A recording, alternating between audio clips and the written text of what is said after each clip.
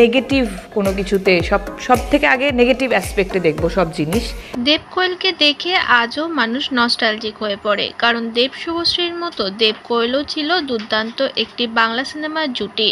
মন মানে না থেকে প্রেমের কাহিনী, একের পর এক হিট ছবি গিফট করেছে কোয়েল মল্লিক ও দেব।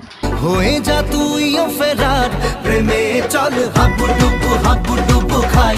তবে তাদেরকে এখন আর একসঙ্গে দেখা যায় না। অনেক বছর হয়ে গেছে দেব কোয়েলকে দেখা যায় না একসঙ্গে কোনো মুভি করতে। প্রায় 8 বছর পর এবার স্টেজ পারফরমেন্স করলো দেব কোয়েল। তাদের ভিডিও মুহূর্তেই ভাইরাল সোশ্যাল মিডিয়ায়।